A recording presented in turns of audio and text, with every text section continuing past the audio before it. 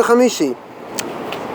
Scientist Richard Feynman mentioned about how religion and science differs because religion bases itself usually on sacred text and authority.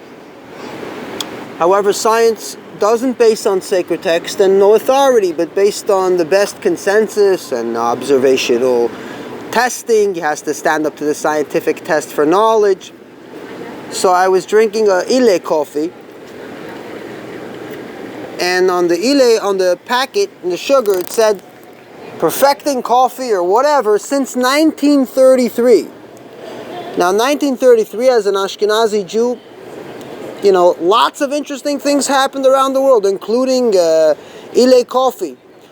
Some Italian is selling the first machine, and another Yid is being put into a machine in the same part of the world, in Europe. And I thought about it. So one time my mother said to us, we're going to go and we're going to have ice cream. So my older brother is sitting and looking at the writings of the Frierdiker Rebbe, Rabbi Yosef Yitzchak Schneerson, and he says, and in the writings the Frierdiker Rebbe says, in Yiddish, how could a child stick out his tongue and lick ice cream when his brother is being stabbed across the world in Europe? Wie kann ein Yiddish Kind essen Ice Cream, wenn sein Bruder wird gehargert und gestochen mit einem Messer von der anderen Seite der Welt? So my brother looked at it and said to me, look.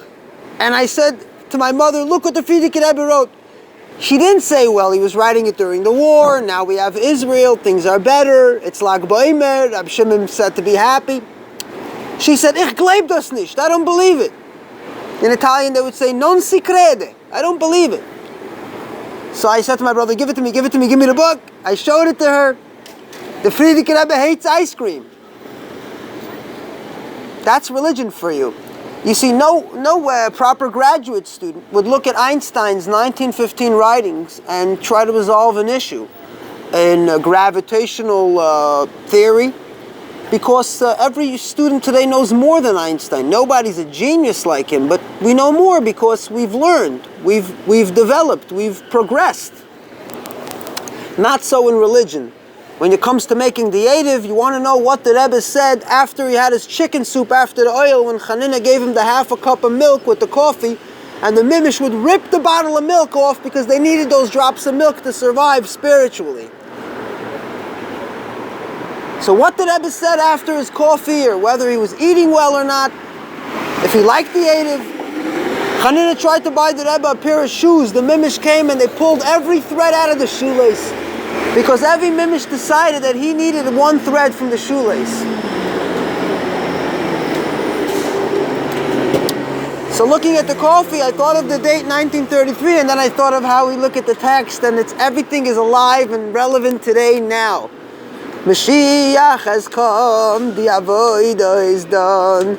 Mashiach is not on the way anymore. He came and he went because nobody was ready and they didn't have an Eidiv ready for him. And he had to come, Ani v'reichev ala chamer, as the Rebbe said in the Sichos, Parshas Balak, that when Mashiach comes and he's going to come on Shabbos, we're going to ask him, how did you do it?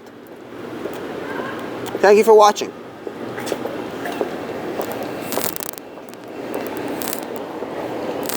Everybody wants to watch Sheni v'Chamishi, even the Goyim, as the Rebbe said.